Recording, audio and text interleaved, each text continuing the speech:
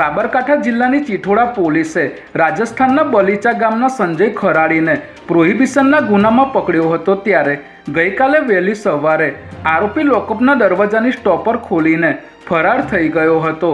જો કે ગણતરીના કલાકોમાં જ તેને બલીચા ગામેથી ઝડપી લેવામાં આવ્યો હતો। ત્યારે આ ઘટનામાં પોલીસ સ્ટેશનના પીએસઓ દ્વારા લોકઅપના દરવાજાને લોક મારવામાં ન આવ્યું હોવાનું સામે આવ્યું હતું, જેને લઈને પીએસઓ અને મહિલા વાયરલેસ ઓપરેટર સહિત 3 લોકો સામે ગુનો નોંધવામાં આવ્યો છે।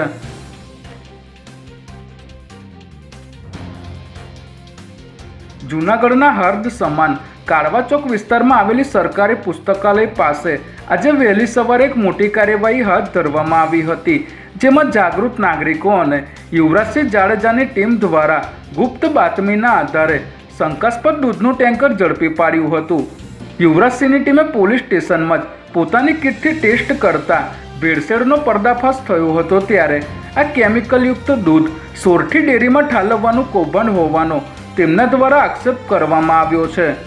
આ ઘટનાને પગલે જૂનાગઢ પોલીસ અને આરોગ્ય વિભાગ દ્વારા તપાસનો ધમધમાટ તેજ કરવામાં આવ્યો છે।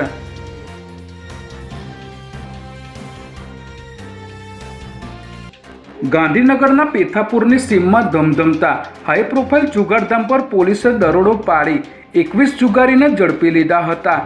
ગાંધીનગર એલસીબીને બાતમી મળી હતી કે દીપેશ્વરી મંદિર તરફ જવાના માર્ગે એક ખુલ્લા ખેતરમાં ગુડ્ડુ ભદુરિયા નામનો શખ્સ બહારથી જુગારીઓને બોલાવીને મોટા પાયે જુગારધામ ચલાવી રહ્યો છે, જેના આધારે પોલીસે અગાઉથી ચારેવ દિશા કોર્ડન કરી 21 જુગારીઓને જુગાર રમતા આબાદ રીતે ઝડપી લીધા હતા। સ્થળ પરથી પોલીસે 2 લાખની રોકડ સહિત 21 લાખથી વધુનો મુદ્દામાલ કબજે કર્યો છે। જ્યારે જુગાર રમવા માટે ખેતરમાં જગ્યા કરી આપનાર મુખ્ય સૂત્રધાર નાસી છૂટવામાં સફળ રહ્યો હતો।